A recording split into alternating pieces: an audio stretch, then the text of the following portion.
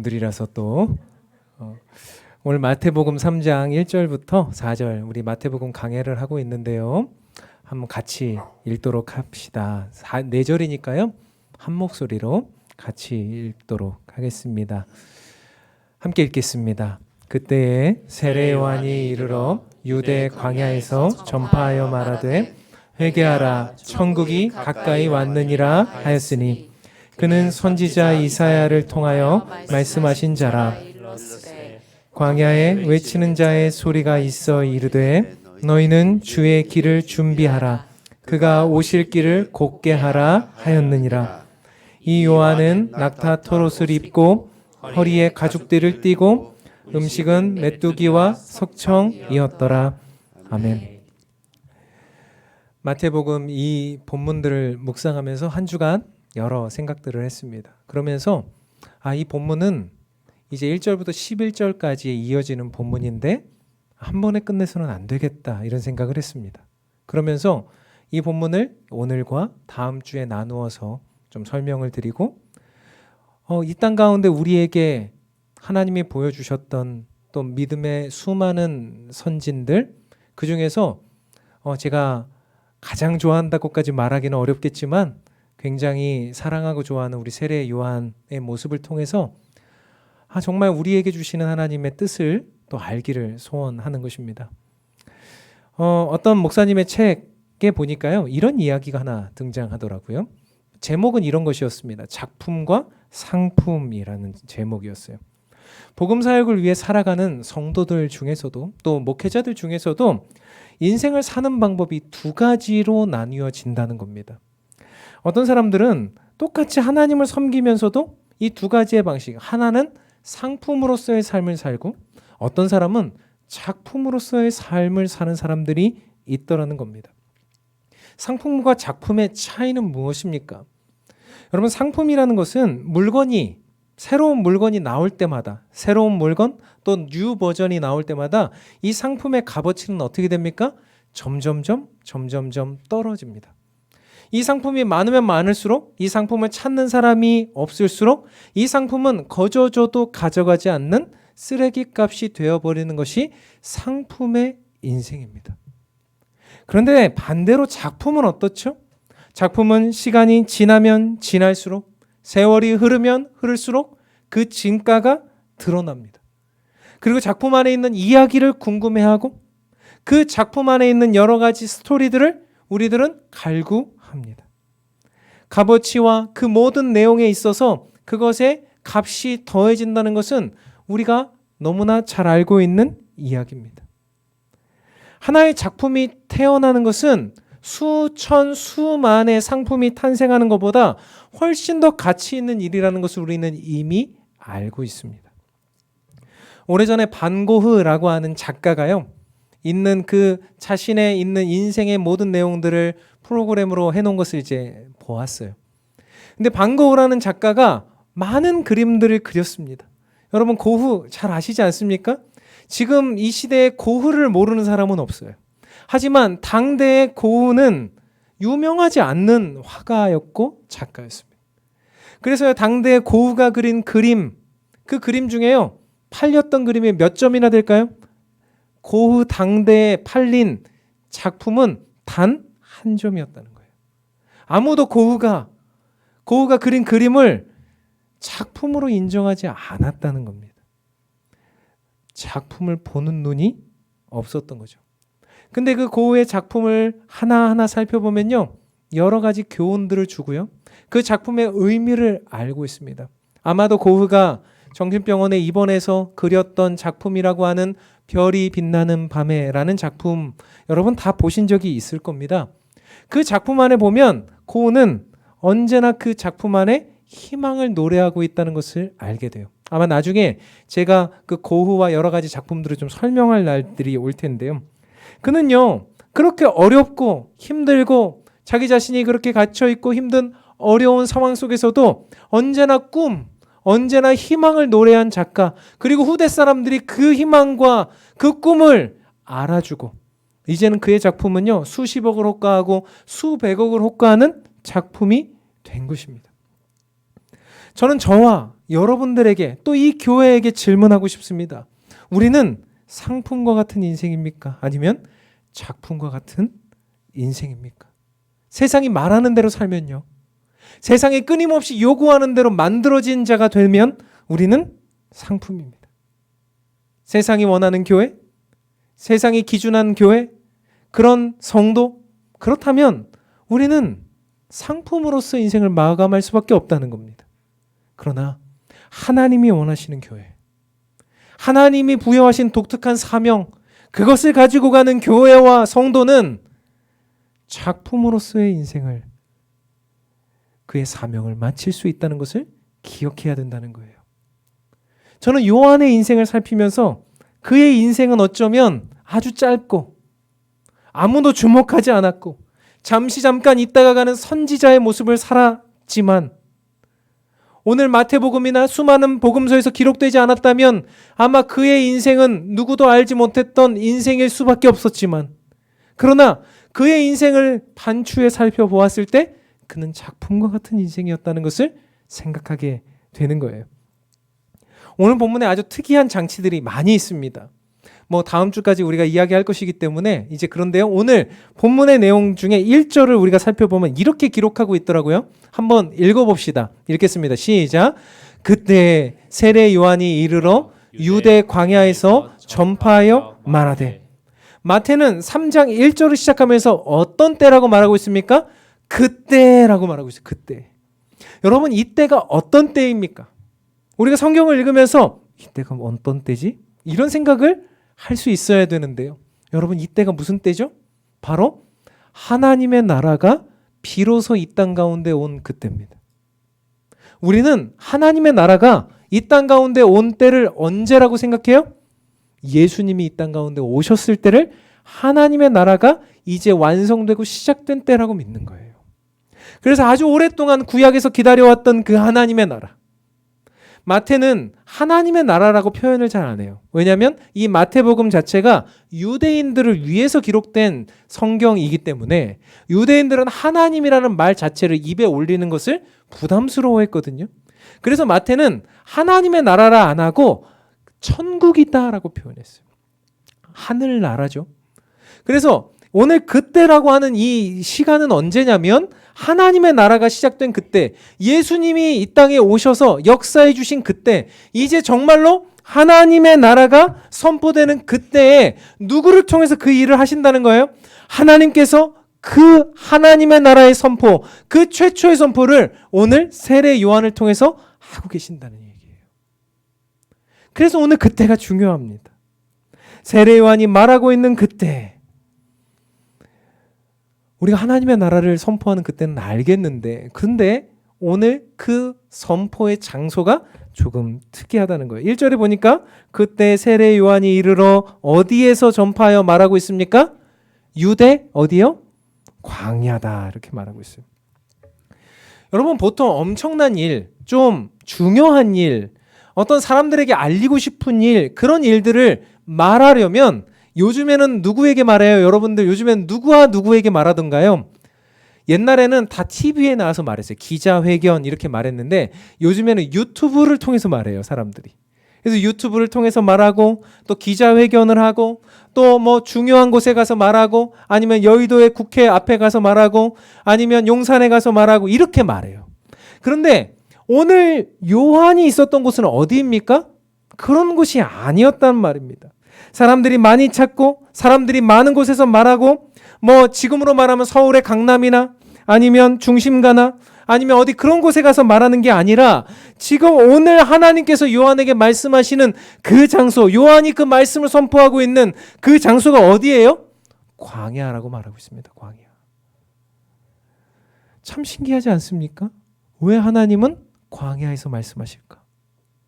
광야는 아무도 없는 곳입니다. 광야는 듣는 사람이 없는 곳입니다. 광야는 전혀 지금 이 중요한 하나님의 나라를 선포하기에는 합당하지 않은 것 같은 느낌이 듭니다. 그런데 왜 하나님은 광야에서 말씀하실까요? 먼저 광야에 대해서 우리가 좀 잘 알 필요가 있어요. 광야는 제가 몇 번 여러분들에게 말씀드렸던 것처럼 광야는 사막입니다. 낮에는 기온이 엄청나게 높고요. 밤에는 기온이 엄청나게 떨어집니다. 광야는 물도 없고 사람이 살기엔 아주 척박한 지역이 광야입니다.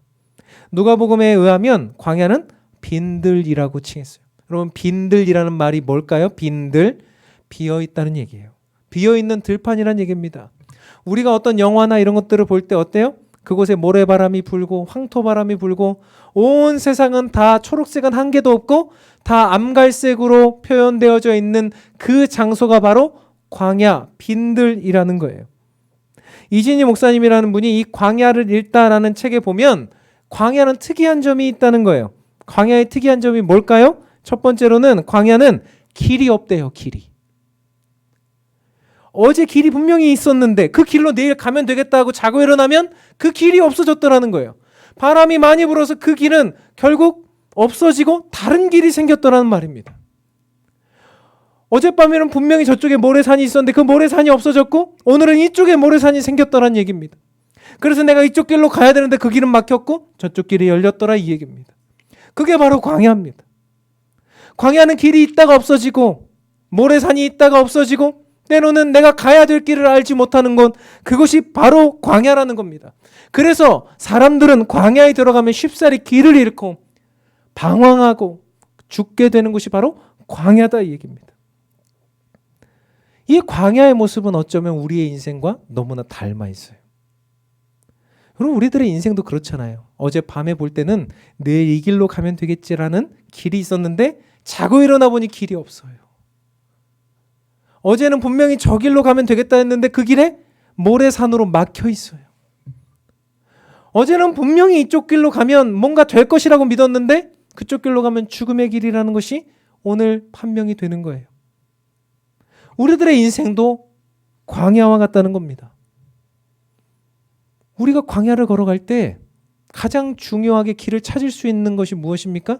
그래서 광야는요, 길을 찾으려면 길을 보면 안 돼요. 길이 없어지니까. 광야에서는 뭘 봐야 됩니까? 광야에서는 땅을 보고 길을 보면 길을 잃습니다. 무엇을 봐야 됩니까? 하늘을 봐야 돼요. 하늘에 뭐가 있죠? 북극성, 북쪽을 가리키는 북극성이 있습니다. 그 북극성 반대편으로 가면 남쪽으로 가는 것이고 그 북극성을 쫓아가면 북쪽으로 가는 거예요. 그래서 하늘을 보면서 걸어가는 겁니다. 방향을 알고 걸어가는 거예요. 절대적인 기준인 그 하늘의 별을 바라보면서 그 광야를 통과할 때라야만 광야는 통과할 수 있는 지역이라고 말해요. 제가 말씀드렸죠? 우리의 인생이 광야 같다고. 우리는 땅을 바라보면 안 됩니다. 세상이 우리들에게 말하는 기준대로 살면 안 됩니다. 길을 잃어요. 우리는 무엇을 바라봐야 될까요? 우리들의 절대 기준인 하늘에 계신 하나님의 말씀을 바라봐야 돼요. 그 하나님의 말씀이 가리키는 곳을 우리는 찾아가야 돼요. 그 방향대로 걸어가야 됩니다. 그쪽으로 갈 때라야만 내가 온전하게 목적지로 도달할 수 있다는 것을 기억해야 된다는 거예요. 그래서 하나님의 말씀이 우리들에게 임재되고 있을 때, 하나님의 말씀이 우리들에게 역사되고 있을 때 우리들은 길을 잃지 않을 수가 있는 겁니다. 자동차를 타면 제일 많이 사용하는 기능이 뭘까요? 내비게이션이에요. 내비게이션. 여러분, 내비게이션을 우리가 쭉 이렇게 쓰잖아요. 근데 옛날 내비게이션 여러분 기억하십니까? 요즘에는요, 내비게이션이 엄청나게 빠르게 길을 잘 잡아요. 근데 옛날에는 어땠습니까? 옛날에 차 시동을 걸고 한참 가고 3분, 5분을 갔는데 내비게이션이 길을 못 찾고 어디 막 이상한 데 붕붕 떠 있죠.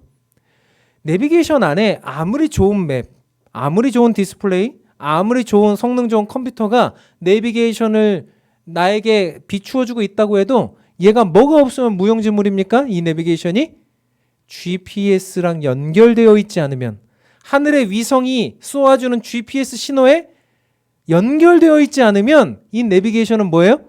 무용지물이라는 거예요. 내비게이션 비유를 드렸지만 우리들의 인생에 GPS, 저 인공위성 위에서 쏘아주는 신호가 무엇입니까? 그것이 바로 하나님의 말씀이라는 얘기입니다. 하나님께서 우리들에게 매일 매 순간 하나님의 말씀의 신호를 보내주고 계세요.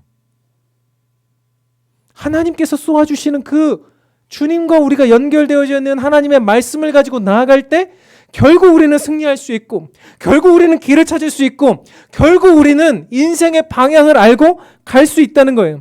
절대 기준이 되는, 우리들의 인생의 절대 기준이 되는 하나님의 말씀, 성경 말씀, 예수 그리스도의 복음을 따라 나아갈 때라야만 우리들의 인생은, 광야와 같은 우리들의 인생은 제대로 갈 수 있는 거죠. 사랑하는 성도 여러분, 2025년 어떻게 가시길 원하십니까? 내 마음대로 가면 되겠어요? 안 되겠어요? 어디 갔어요 다? 내 마음대로 가면 안 되겠어요. 내 마음대로 가면 길을 잃어요.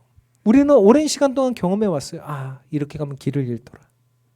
이렇게 가면 힘들어지더라. 이렇게 가면 목이 마르더라. 이렇게 가면 방황하더라.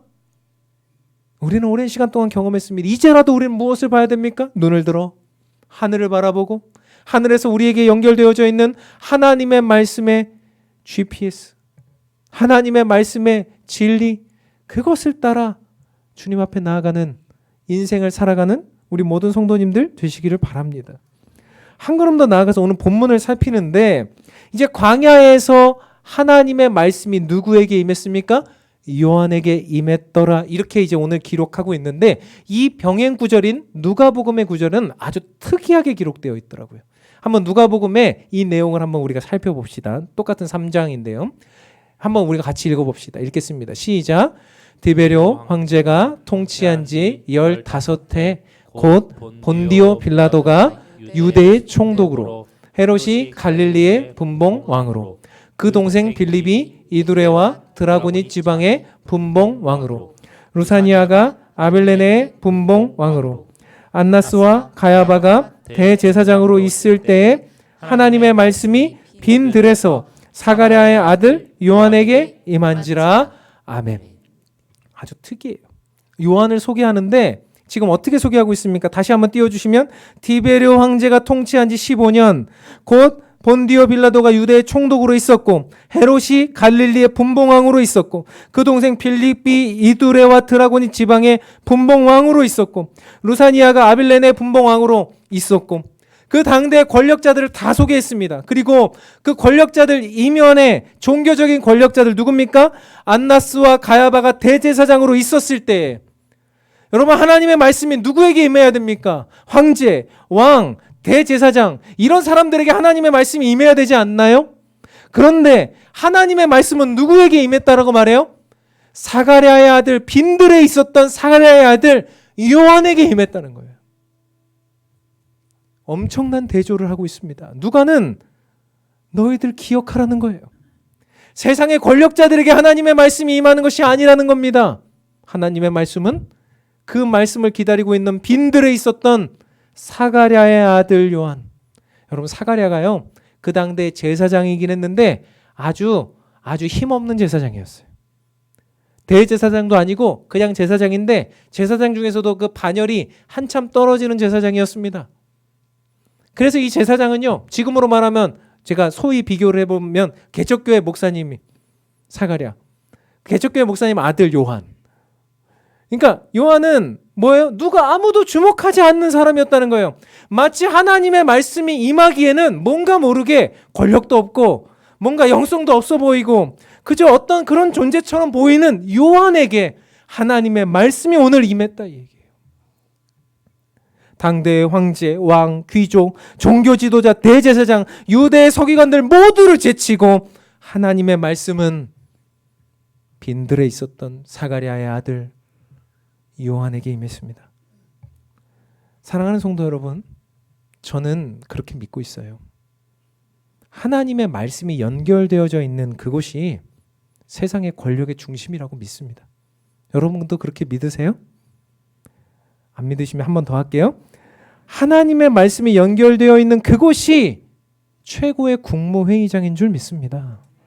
하나님의 말씀이 연결되어 있는 그곳이 세상의 중심부라고 믿습니다. 그것이 빈들이든 광야든 바다 끝이든 어디든 상관없이 말이죠. 그곳이 하나님의 말씀에 연결되어 있을 때 그곳이 최고의 권력기관이요, 최고의 중심이요, 세상의 가장 중대한 부분이라는 것을 여러분 기억해 줘야 돼요.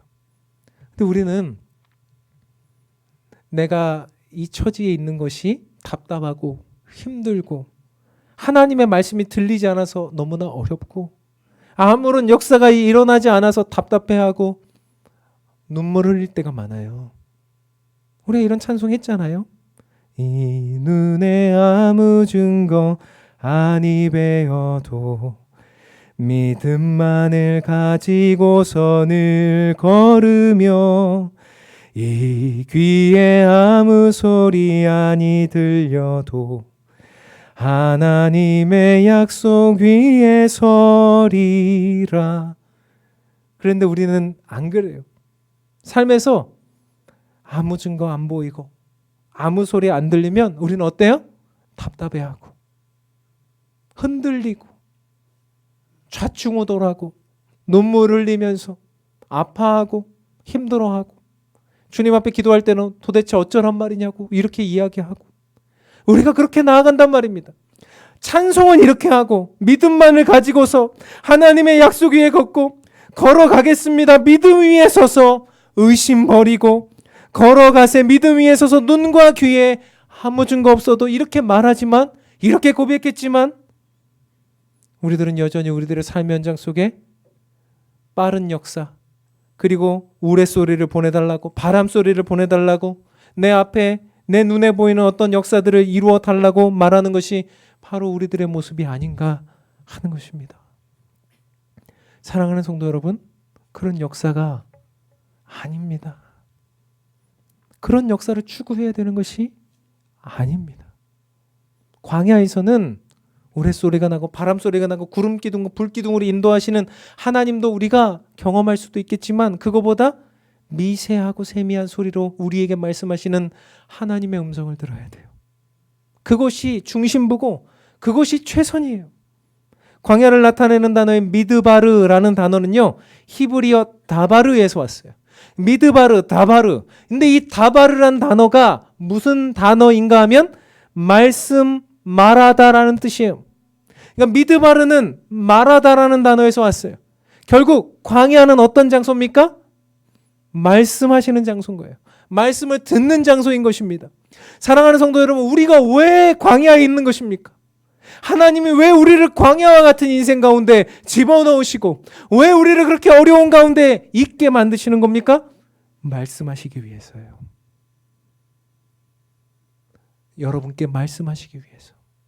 하나님이 오늘도 그 장소에 두시는 줄 믿으시기 바랍니다.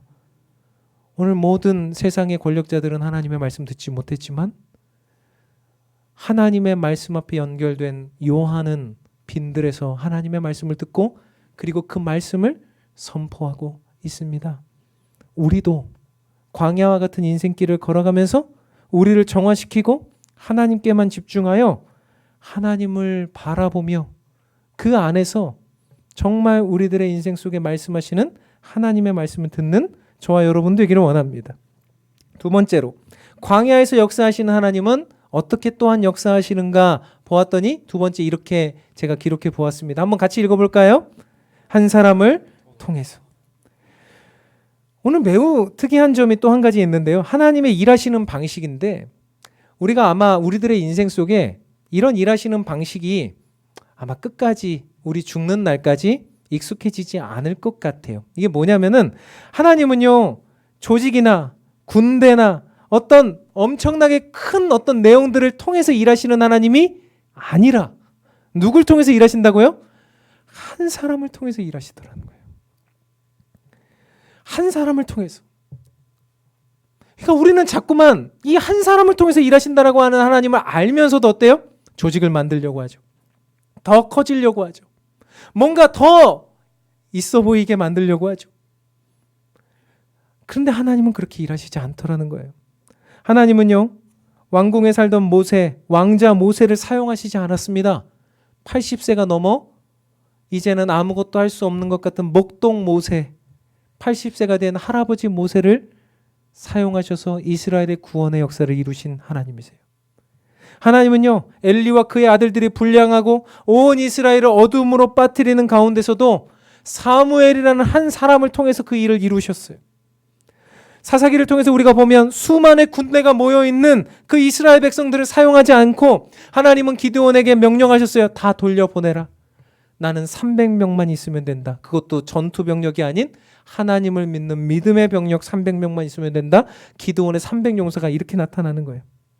하나님은요, 골리앗을 물리칠 때 겁쟁이 이스라엘 장수들과 군대들을 사용하지 않으셨어요. 거기 있는 수많은 사울왕 그런 사람들의 그 부하들을 사용하지 않으셨어요. 그저 하나님의 말씀에 붙들림 바 된 청년 다윗을 사용하셨어요. 하나님은요, 온 세상에 복음을 전하는 일을 하기 위해서 그 당대에 있는 수많은 믿음의 사람들을 사용하신 게 아니라 그때 핍박자요, 예수 믿는 자들을 엄청나게 괴롭히던 바울이라는 한 사람을 통해서 유럽과 온 소아시아 지역에 복음을 전하게 만드셨어요. 결국 성경 전체를 살펴보았을 때 하나님께서는 결국 한 사람을 통해 이루신다는 거예요. 조직이나 군대나 어떤 힘이나 이런 것들을 통해서 하나님의 복음의 역사를 이루시는 하나님이 아니시라. 오늘 저와 여러분과 같은 연약하고 부족하고 광야에 있고 아무것도 할 수 없는 것 같은 우리 한 사람, 그러나 믿음의 고백을 하고 있는 그 한 사람을 통해서 주님은 주님의 역사를 이루신다는 거예요. 심지어 어떤 줄 아세요? 오늘 로마서의 말씀을 보니까요, 이 한 사람은 더 특별합니다. 제가 긴 구절이라서 제가 쭉 읽을 테니까 여러분 눈으로 쭉 따라오시길 바랍니다. 한 사람에 대한 이야기인데, 그러므로 한 사람으로 말미암아 죄가 세상에 들어오고 죄로 말미암아 사망이 들어왔나니 이와 같이 모든 사람이 죄를 지었으므로 사망이 모든 사람에게 이르렀느니라. 죄가 율법이 있기 전에도 세상에 있었으나 율법이 없었을 때에는 죄를 죄로 여기지 아니하였느니라. 그러나 아담으로부터 모세까지 아담의 범죄와 같은 죄를 짓지 아니한 자들까지도 사망이 왕노릇하였나니 아담은 오실자의 모형이라. 그러나 이 은사는 그 범죄와 같지 아니하니 곧 한 사람의 범죄를 인하여 많은 사람이 죽었은즉 더욱 하나님의 은혜와 또한 한 사람 예수 그리스도의 은혜로 말미암은 선물은 많은 사람에게 넘쳤느니라. 또 이 선물은 범죄한 한 사람으로 말미암은 것과 같지 아니하니 심판은 한 사람으로 말미암아 정죄에 이르렀으나 은사는 많은 범죄로 말미암아 의롭다 하심의 이름이니라. 한 사람의 범죄로 말미암아 사망이 그 한 사람을 통하여 왕노릇하였은즉 더욱 은혜와 의의 선물을 넘치게 받는 자들은 한 분 예수 그리스도를 통하여 생명 안에서 왕노릇하리로다. 그런즉 한 범죄로 많은 사람이 정죄에 이른 것 같이 한 의로운 행위로 말미암아 많은 사람이 의롭다 하심을 받아 생명에 이르렀느니라. 19절은 같이 읽을게요. 한 사람이 순종하지 아니함으로 많은 사람이 죄인 된 것 같이 한 사람이 순종하심으로 많은 사람이 의인이 되리라. 아멘. 여러분 보세요. 성경이요, 인류 역사가요, 한 사람을 통해서 그 사람이 범죄하면 망쳐지고 한 사람이 순종함으로 말미암아 그 사람을 통해서 회복된다, 이 얘기예요. 이 한 사람이 누굽니까? 예수 그리스도시잖아요. 이 땅에 아담으로 인해서 망쳐진 우리들의 인생의 모든 어려움들, 그 한 사람을 통해서 망쳐진 모든 것들이 우리가 아담의 길로 따라가면 우리도 망쳐지게 된다는 얘기예요. 모든 사람들이 아담의 길로 가면, 세상의 길로 가면, 그 한 사람의 길로 가면 다 망쳐지는데 또 한 사람 누굽니까? 예수 그리스도의 길. 이 한 사람의 길로 가면, 이 주님의 길로 가면, 이 복음의 길로 가면 생명의 길이요, 회복의 길이요, 완전히 달라지는 길이 된다는 것을 우리들에게 알려주고 있는 길이에요. 사랑하는 성도 여러분, 결국요, 오늘 예수님이 그 한 사람을, 그 한 사람의 바통을 저와 여러분에게 넘겨주셨단 말입니다. 이제 그 한 사람은 여러분이란 말입니다. 예수님이 바통 넘겨주신 여러분들이 그 한 사람이란 말입니다. 다른 누군가가 아니라, 세상의 어떤 사람들이 아니라, 권력자들이 아니라, 주님은 여러분에게 그 한 사람의 바통을 넘기시고 이제는 네가 가야 한다. 이제는 네가 선포해야 한다. 말씀하고 계시다는 거예요. 길이 없고 방법이 없는 세상을 찾아갈 때 세상 사람들은 끊임없이 인맥을 찾고 방법을 찾고 권력자들을 찾습니다. 그러나 하나님은 한 사람을 지금도 찾고 계십니다. 하나님은 준비된 한 사람을 통해서 하나님의 역사를 이루고 계십니다. 오늘 우리가 한 사람이 되어 이제는 그 한 사람의 길 앞에 서길 원합니다. 우리 교회 사역훈련 수료 예배를 오늘 드리고 있어요. 제가 아까도 말씀드렸던 것처럼 우리 교회는 세 파트의 훈련 과정이 있는데 1:1 제자 양육 훈련, 그 다음에 제자 훈련, 그리고 사역 훈련, 이렇게 세 방향이에요. 이거는 그레이드가 아니라고 말씀드렸습니다.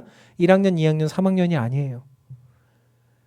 순서의 차이가 있을 뿐, 그리고 이 안에서 이것을 받고 그 다음 것을 넘어가야 어떤 훈련의 시너지를 내기 때문에 이렇게 구성해 놓은 것뿐이지 이 안에서 이것이 그레이드가 아닙니다만, 그러나 이 사역 훈련이 우리 교회 마지막 훈련입니다.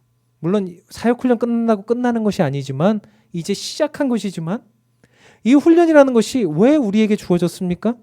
사역 훈련 받으신 분들은 다 아실 거예요. 이제 시작한다는 거예요. 이제 하나님께서 나를 통해 말씀의 역사가 나를 통해 행해지는 것들을 시작하시겠다라고 하는 의미인 거예요. 다 완성되었다, 수료했다, 끝났다가 아니라 이제 수료한 이 훈련의 끝이 되었다면 이제는 우리들이 실전에 나가서 그 실전 속에서 이제는 하나님의 나라를 이루고 주님께서 우리에게 말씀하신 그 바통을 내가 요한에게 이어받아 이제는 그 길을 걸어가겠다라고 하는 그 내용이 바로 사역훈련 수료 예배의 의미다라는 것입니다. 저는 매번 목이 터져라 주일 저녁마다 외쳤어요. 여러분, 그 황금 시간에 저는 그렇게 이야기했어요. 여러분의 삶의 현장 속에 하나님의 말씀, 오늘 오전에 들었던 말씀, 그 지난주 수요일에 들었던 말씀이 살아 움직이고 있습니까?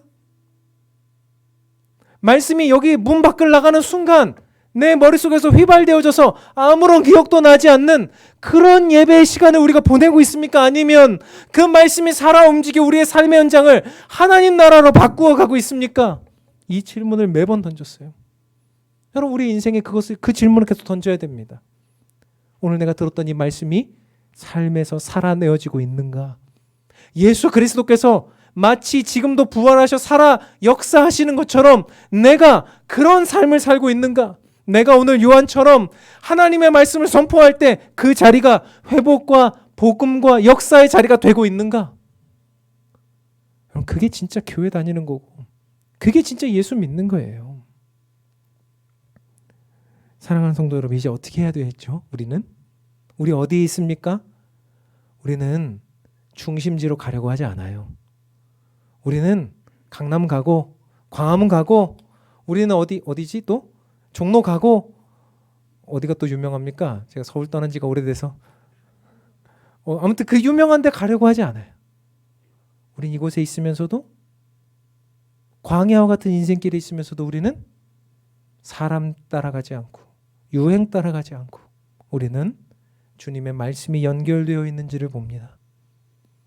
내가 어디에 있든 무엇을 하든, 내가 어떤 공간에 있든, 그것이 광야 길이라 할지라도, 오늘 길이 없어졌다 할지라도 주님이 다시 길을 내실 것을 믿으면서 우리는 하나님의 말씀이 연결되어 있는지를 확인하는 사람들입니다.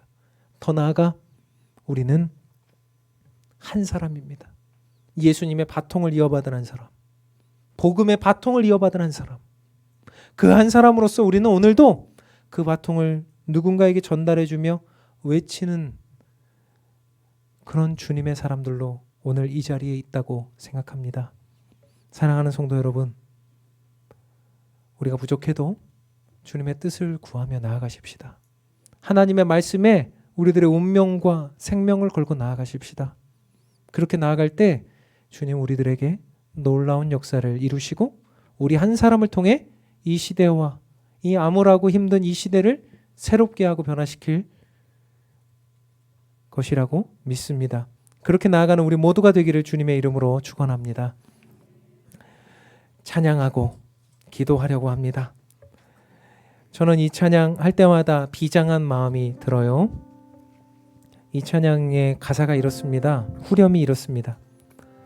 하나님 말씀에 두려워 떠는 자, 그 말씀에 생명을 거는 자, 한 사람 찾으시는 주님의 약속을 믿어. 하나님 말씀에 운명을 거는 자, 순종하며 주 따라가는 자, 영원한 하나님의 나라 이뤄갈 주님의 교회요.